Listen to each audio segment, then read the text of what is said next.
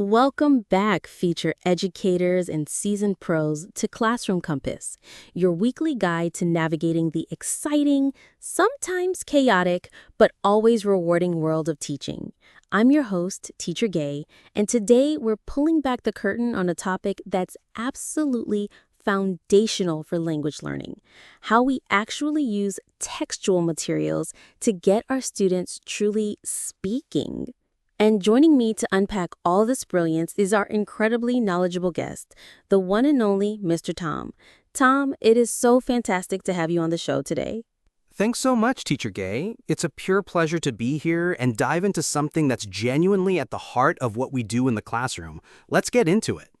Absolutely. So, Tom, when we talk about teaching speaking, I think a lot of us, especially when we're starting out, might just think, okay, we talk, they talk. But we know that textual instructional materials are incredibly important, even for developing those strong speaking skills. Why are these unsung heroes so crucial? That's a fantastic point to kick us off, Gay. It really might seem counterintuitive at first glance, right? But the truth is texts are absolutely the bedrock of effective speaking. Think about it. They provide that essential linguistic foundation and all the context our students need. It's not just about producing sounds. It's about speaking meaningfully, purposefully, and confidently. And the magic really happens when textual materials work hand in hand with audio and video. That's when you create a truly rich, immersive learning environment. Okay, so let's break it down. What are some of those key functions, those superpowers that textual materials bring to our speaking lessons? Well, there are a few big ones that are absolute game changers. First up, they serve as incredible language models. When our students read a text, they're literally seeing clear, perfect examples of grammar, vocabulary, and discourse structures being used correctly right there in context. They can then take those models, dissect them, and try to imitate them in their own speech. It's like having a crystal clear blueprint for effective communication. No guesswork involved.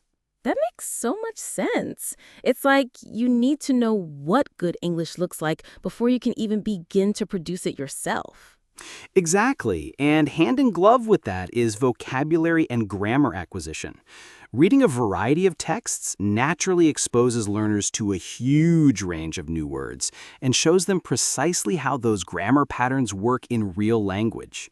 A strong grasp of these elements, often initially gained through reading, is absolutely fundamental for both accurate and fluent speaking. You can't speak well if you don't know the words or know how to put them together. So texts aren't just for, typical reading comprehension test anymore. They're active, dynamic tools for building the very language our students need to speak. What else have you got for us? Oh, there's more. They're also brilliant for providing content and ideas. Imagine this. A text can offer a fascinating topic, some compelling information, or even a set of different viewpoints.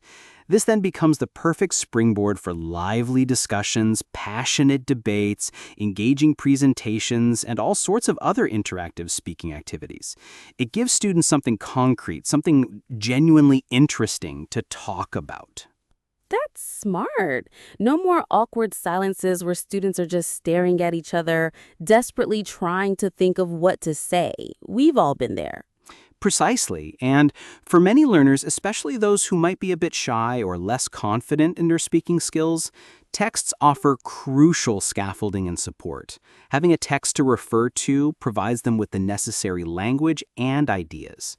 It really reduces that cognitive load, builds their confidence, and eases them into producing language independently. And finally, it's all about authenticity. Using authentic texts. I'm talking real-world stuff like newspaper articles, catchy song lyrics, captivating blog posts, or even a genuine restaurant menu.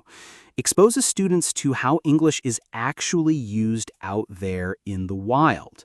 It prepares them for genuine communicative situations far better than artificial, often stiff textbook dialogues.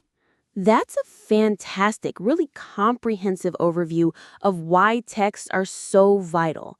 Now, let's get to the fun part. How do we actually move from the text on the page to that glorious, vibrant, actual spoken communication? What are some of those dynamic activities we can unleash in our classrooms? Okay, this is where the real fun begins and sparks fly. My absolute favorite, a true gem, is role-playing. It's incredibly effective because students get to practice language in context by taking on different personas and acting out real life or even wildly imaginary scenarios. It creates a wonderfully safe space to experiment and just go for it. And how do texts fit into that? Do we just give them a script to read word for word?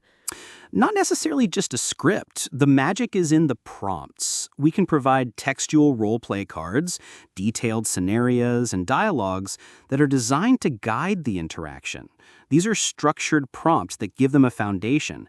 And as teachers, we might also use textual presentations on the whiteboard to pre-teach key vocabulary or phrases that they'll need.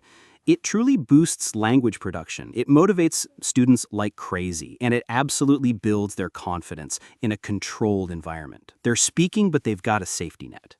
That's brilliant. It's like giving them a playground with clear rules. What about simulation? Is that distinct from role playing, or are they kind of kissing cousins? They are definitely closely related, but simulation often implies a more comprehensive and realistic recreation of an entire event or environment. Think about it like this. A high-stakes language assessment might design a task that's a simulation of real-life conversations. And here's where it gets exciting for the future. We're already seeing incredible advancements like AI-based tutors that use incredibly detailed, textually described scenarios to create interactive, simulated conversations, giving students instant feedback. It's like having a practice partner on demand. Wow, that sounds like the absolute cutting edge of language learning. And lastly, for those heart-pounding moments, how do we help students with impromptu speaking, those times when they have to speak without a single second of preparation? This is a crucial real-world skill. We can help students with impromptu speaking by focusing on practical techniques for managing those nerves and responding spontaneously. While the actual delivery is by definition spontaneous, the underlying language preparation, which often comes from engaging with a variety of texts, is key. Those texts build their mental bank of words and phrases. We can also encourage improvisation within structured frameworks, perhaps using quick textual prompts, and definitely through those AI simulations we just chatted about. They build that muscle. So it really comes full circle, doesn't it? From immersing themselves in text to build that solid vocabulary and grammar base, to using those texts as a dynamic foundation for practicing in role plays and simulations, and then finally having the confidence and the linguistic tools to be able to speak spontaneously because they've got that strong foundation. Exactly, Teacher Gay. It's truly a beautiful synergy. In essence, we can view textual materials as the absolute bedrock for language learning. These materials then come to life vibrantly through dynamic communicative activities like role-playing, simulation, and impromptu speaking, ultimately fostering both accuracy and fluency in our incredible students. It's a powerful combo. Tom, this has been incredibly insightful, practical, and just plain inspiring. Thank you so much for sharing your expertise on Classroom Compass today. My absolute pleasure, Teacher Gay. So happy to be here. And to all our amazing listeners out there, thank you for tuning in. Remember, using those texts wisely can truly unlock your student speaking potential. Go out there and make some magic happen. Join us next week on Classroom Compass for more teaching tips and inspiration.